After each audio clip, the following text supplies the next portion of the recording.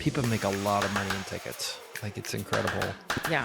I mean, 1.7 million, that's pretty good. Yeah. That's pretty good cash flow for what it is. But like I said, I kind of want to see the whole history. I want to see going back. I don't know how they did well in COVID, because what kind of concert tickets would you were they selling? I don't believe that. Said Acquisitions Anonymous. Hello, another episode of Acquisitions Anonymous. We don't have 100% beard anymore. Hey, Michael here. Welcome to Acquisitions Anonymous. Today's deal is a deal that claims to be a software company, but the more we dug into it, we don't think it's a software company. So it's in the ticketing space, and Heather and I had a great time, used perfect grammar, and talked about our Gen X foibles, and it was just a delightful episode. And here you go. Do you ever feel like you're one step away from the next big thing? You've got the idea, the vision, and the drive to make it happen, but no clue how to handle the tech side? Well, don't let that stop you. You can let Leanware handle it. For the past 5 years, Leanware has been the trusted partner to American businesses, turning ideas into cutting-edge digital products. From mobile apps to custom platforms, Leanware takes care of all of the tech so you can focus on what matters in growing your business. Leanware isn't just a dev shop. They're here to create a genuine partnership to bring your vision to life, and that's Leanware, leanware.co/AA, and thanks to them for sponsoring today's episode. Oh, Heather, how have you been? I've been busy. How about you? I'm good. I've been busy too. So, All right. Well, I brought us a deal today, and it's right up your alley. It's a SaaS business. Oh, Because I know how much you like giving loans to SaaS businesses. yeah. They're kind of tricky to do. So are there lenders that in the SBA world that will do software businesses, or they generally Well, stay away? yes, and I have done some. I have clients who are even doing a roll up, and we've gotten a couple done for them lately. The key is the multiples are high, and there's only so much leverage cash flow can afford. So the SBA lender has no problem against it if you can bring in enough equity, basically, so that you don't over lever the cash flow. That's the problem, is when they're kind of weak on the cash flow, but they've got this great ARR. That's not something an SBA lender would lend on. They've got to have cash flow. They've got to have EBITDA or adjusted EBITDA to borrow against. And if you're paying a high multiple for something like that's fine. You could still get an SBA loan. You just have to come up with a lot of equity. Yeah. In most cases. Yeah. And so and I guess there's stuff in different kind of segments of the technology lifecycle. There's stuff that's early stage, high growth, and that's where multiples of EBITDA are a real problem. Right. And I guess there's stuff that's sleepy and maybe even in decline that presents a different set of challenges for lenders. Right, exactly. Or it could just be, kind of old school software that's got some good cash flow, but a buyer is going to come along and, sort of change the business model a little bit. The SBA ends up being a nice way to borrow on those, because you can get the loan based on the existing cash flow, but you're not going to have covenants. So you could actually make your investments in improving the software, shrink the EBITDA while you're doing that. As long as you're making payments, you're not in default on the SBA loan. So sometimes the SBA loan can be a nice option for something like that, where you're going to shrink the EBITDA after you close initially. Interesting. Mm-hmm. And then you said the multiples are a problem, right? There's a ton of software buyers now. Ton of software buyers, and they're thinking of the valuation more in terms of a multiple of the recurring revenue, which is not a metric that a lender is going to lend on. So the price as a multiple of EBITDA is actually pretty high usually, and that's where you've got to come up with enough equity. An SBA loan in general, with today's rates, you can only get about 3.5 times adjusted EBITDA in debt. So if you have $1 million of adjusted EBITDA, you can borrow about $3.5 million of SBA, generally. So if you're paying, 6x, you've got to come up with 2.5x of equity. That's really the key, is kind of knowing how much as a multiple of EBITDA can you borrow, and how can you make up the gap between that and the actual price multiple. I see why people work with you. See, I think you know what you're talking about. All right, let me pitch you on this deal, and you tell me if you think the SBA wants to play. Right. It's off of Biz by Sell, and it's a SaaS marketplace that is an entertainment venue tickets and in-house tech stack, and located in Tampa, Florida, and it is relocatable.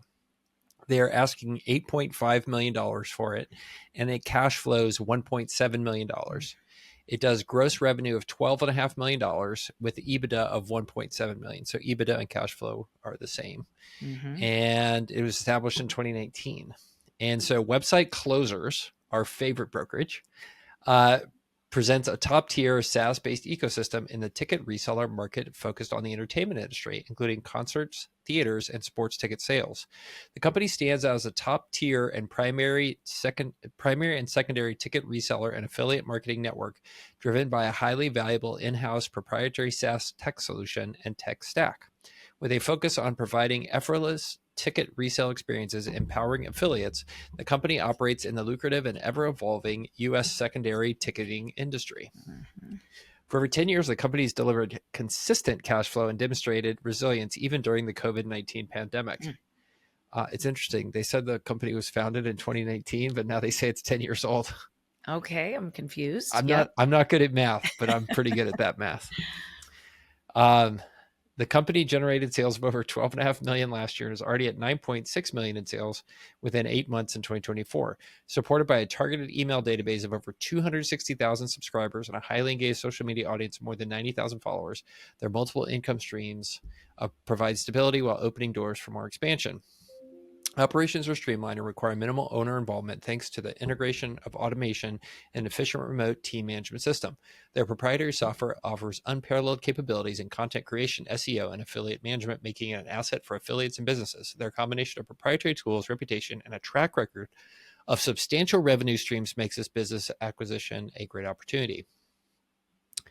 Well-positioned for growth, proven business model, and the business owner is primarily focused on development of the in-house technology and thus is more than willing to roll equity and or remain with the business post-closing. As the company has grown, he has had to wear many hats, including operations, human resources, marketing, and other aspects of the business that he'd rather a new owner manage. His real passion is on the development side and he can continue to be a huge asset to the business as it scales if the owner needs such an asset. Contact Website Closers today to explore this one-of-a-kind business in the entertainment resellers industry. 13 employees located in Florida. Okay. All right. Do we know what they do?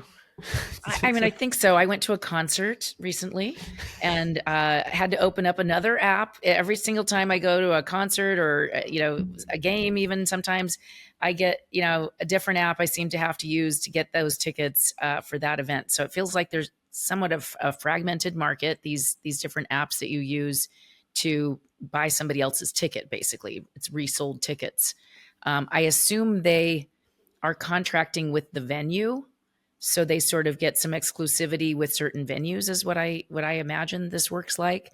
And then they obviously get fees on the ticket sales that, the volume that goes on there. I would really like to know if it was established in 2019 or if it's 10 years old, though, because that feels like it makes a big difference to me. Maybe time to spell check your listing here. Yeah. So I'm not sure what they do. They are a secondary ticketing industry. That's what they describe as secondary. So the way I understand it, and I'm not a ticketing person, is primary ticketing is when the venue or the artist sells you the tickets. Yeah. Secondary is when somebody sells it, who's a third party sells it to another third party. I think so. And, this is where having an expert, I think, in this field would be really helpful if you were to go into looking at this business. But yeah, when you go Google Barry Manilow tickets, which is obviously the concert you went to, right? No. I went to Duran Duran, a true child of the 80s. And it was rad. So if I could tell you a Barry Manilow story, my grandmother, who passed away a few years ago at the age of 93, stopped driving when she was 88, but she was part of that generation that always drove Cadillacs. And so we still have the Cadillac. It's a 2008 Cadillac STS that my son is forced to drive as his first car, but it has a 6 CD changer in it. Oh yeah. In the dash. Yeah. And from 2008, 6 CDs.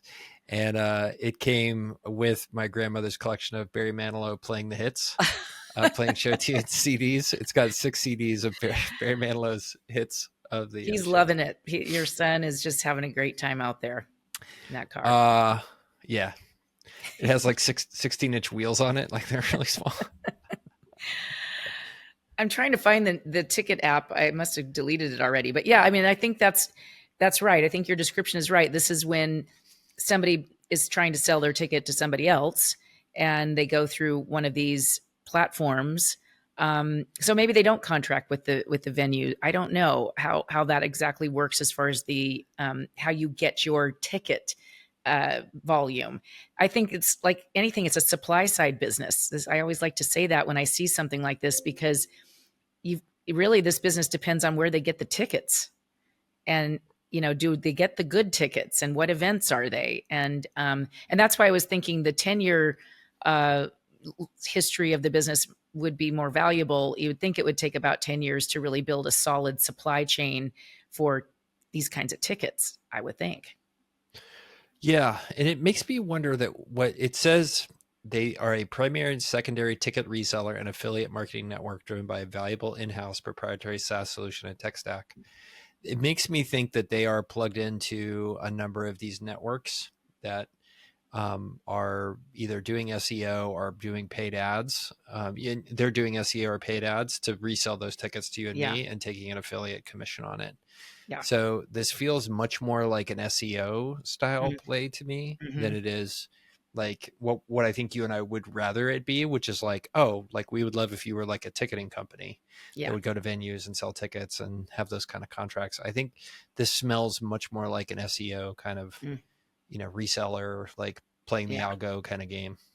Right. And the price multiple is actually a little bit under 5. So we were talking earlier that, SaaS price multiples are high. This is actually not like in a SaaS price multiple. So I don't know that I would even agree with the description anymore. SaaS marketplace.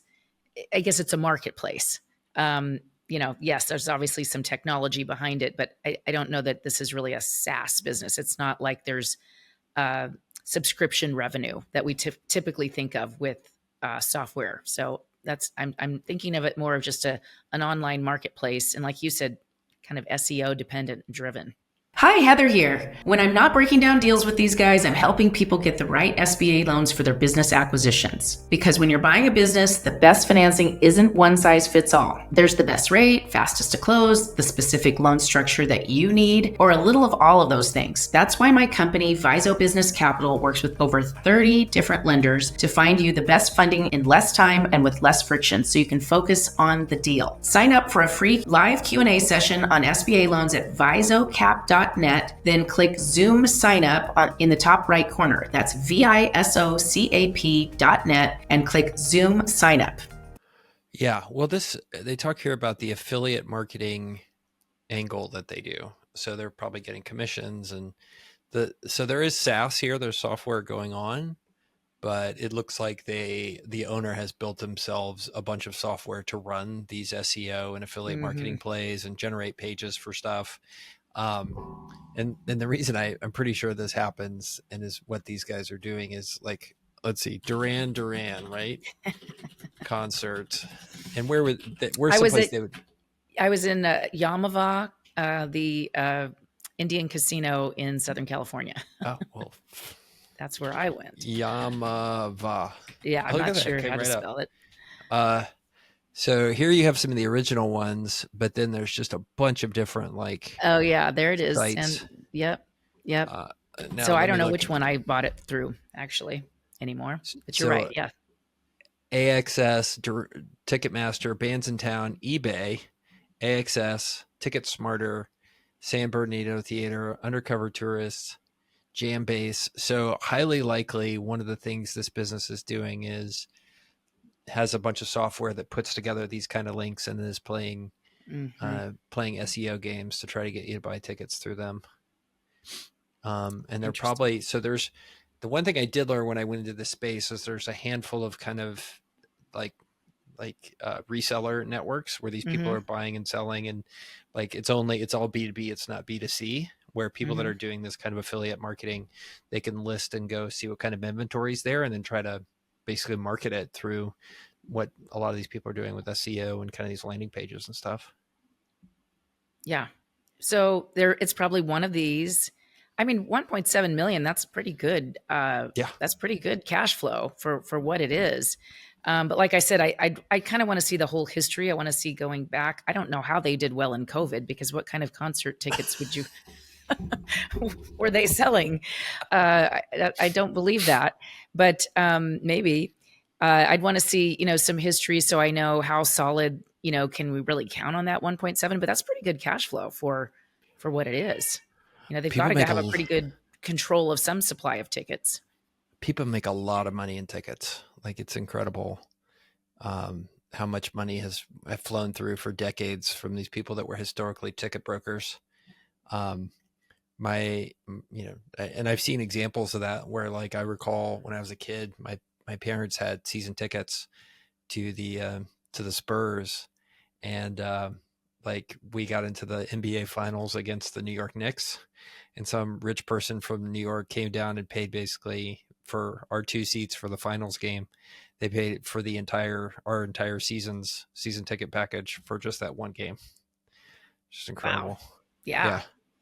I mean, it would be a fun business to own, because you could get your hands on some tickets whenever you wanted to, I guess. It is interesting. I've known some people whose families have been ticket brokering for a long time, and a lot of the kids are not ticket brokering anymore. Like, they're doing other stuff. Like, Really? a lot of them are Burned actually out? doing real estate, private equity. I think it's just gotten to be a pretty tough business, frankly. Like, Competitive. there's a lot of headwinds for ticket brokering. For example, they have cracked down a lot on ticket brokers buying season ticket packages and then selling individual seats. And then, the teams and the leagues themselves have tried to cut out the ticket brokers, even to the point where they make it illegal for them to not, actually use the tickets enough, and take away the seats. Which is, I guess, goes back to what I was saying. It's a supply side business. So how secure is the supply of the tickets that you're getting is kind of the key to me. If I was going to buy this business, are they getting their tickets in a way that could be, they could be cut out easily, since that's sort of the trend in the industry? Yep. Or are they, or is the SEO, are they getting the ticket supply some better way that is a little more secure? What I think this business is this guy has built software that runs on top of kind of these networks, these background B2B networks, where ticket brokers and stuff are buying and selling tickets between each other. And he is using that software to go create a bunch of landing pages to go B2C and try to resell that stuff. And, like, I think that is a much worse business to be in than the way ticket brokers used to work, where it was like 5 dudes all smoking cigars, like, on the phones, like in the 80s. Yeah. Like buying and selling tickets. And I remember my ancestors, and I'm going back 50 years, like, calling those people being like, hey, I want Spurs tickets or whatever, or Cowboys tickets.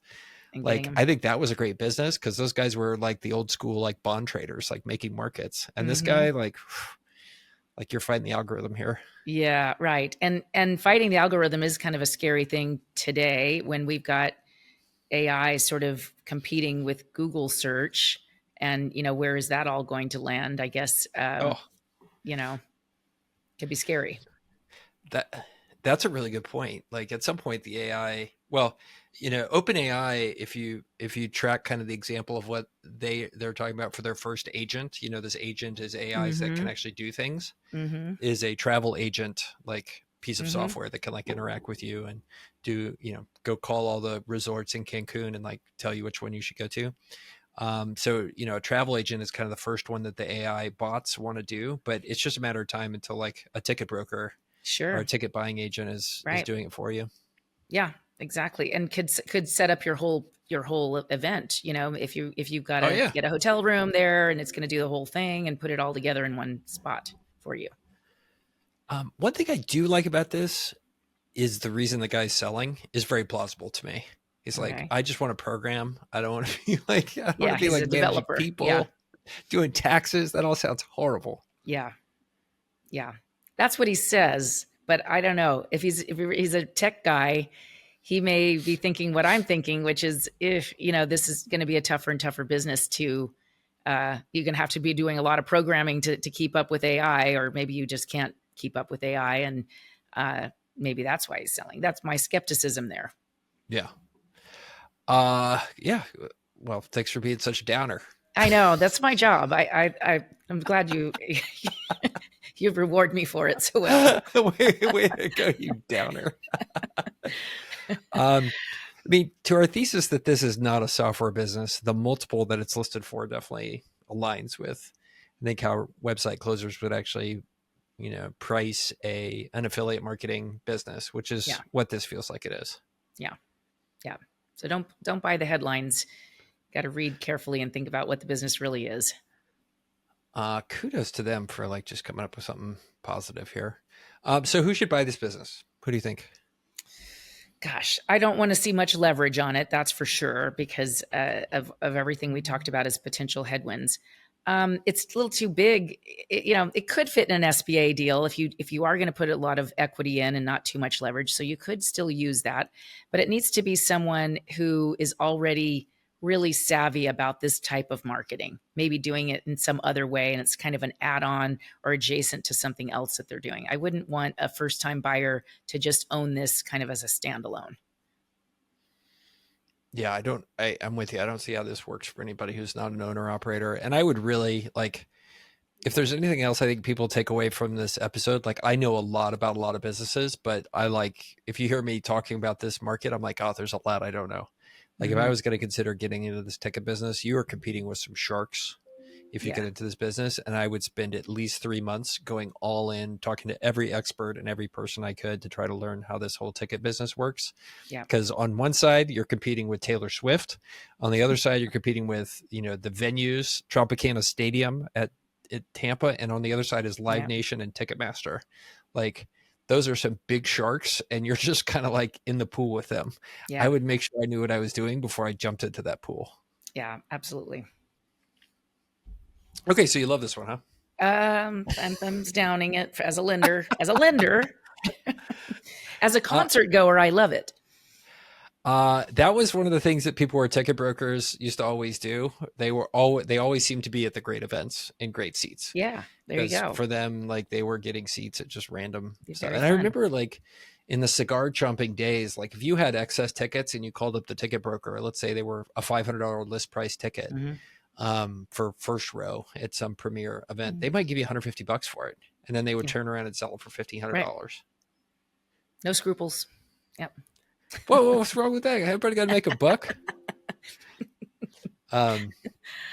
Yeah, there's a funny, maybe I'll try to pull up the screenshot after we get off the air, but there's a funny shop that is near me here in San Antonio. And it's a combination of ticket broker, CBD, guns, and ammo. That's the whole store. I would just go in just to be there for a while, just see what's going on, what the vibe is. One of my actual early business ideas that I never pursued was called Vice World.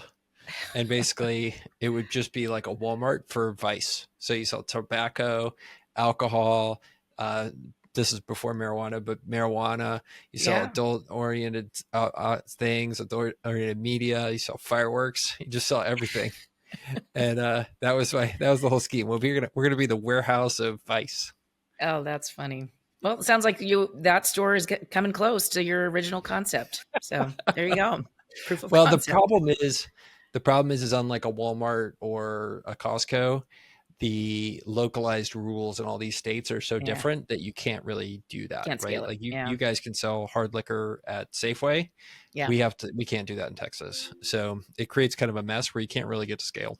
You've got drive-through guns and we've got drive-through liquor. I really want to make like a liberal politics joke, but I'm too tired. Man. At some point we should record an episode where we actually have a chat about California and Texas politics and then don't publish it. I think that'd be fun. Don't publish it, or publish it anonymously, like block out our faces or something, change our voices. Oh man. All right. Well, look, I think to finish this one up, I am not thumbs down on this business. I think if there's a story here where this guy really does want to get out and wants somebody who wants to be a business builder to be a partner with them, I think it could be pretty exciting. And And I'm just not sure of the tailwinds or the headwinds with all this stuff. And, again, I think the right buyer probably knows something about the ticketing and the affiliate world and wants to get into that because they know it really well. I think, I feel like I would be the idiot at this poker game, and I wouldn't do it until I felt like I was an expert. And to your point, I don't think many lenders could size the deal up and really understand it either. So if you're getting a loan, you're kind of on your own on your diligence. Your lender may not understand the deal and may not do it just because they don't understand it. Yeah. It is probably one of the most interesting things about being a lender, but also probably one of the most frustrating things is trying to understand different business models and how they work. And that's been one of the eye-opening things for me is how much as a business owner and a borrower you end up doing educating your lenders on. And sometimes the lenders, sometimes they won't get it. Sometimes it's all about, and that's where your communication abilities really are a major factor. Are you able to explain it in a way that the lender is going to understand? It's not easy. Yeah. Crazy. Cool. All right. Well, we'll wrap this one up. I'll see you next week, Heather. Thanks for being here. And thanks everybody who enjoyed this episode. Tell a friend. Go walk out down to the bus station, find somebody that looks like they want to buy a business, tell them about Acquisitions Anonymous. Please. That's what we Yes. appreciate. All right, catch you next time.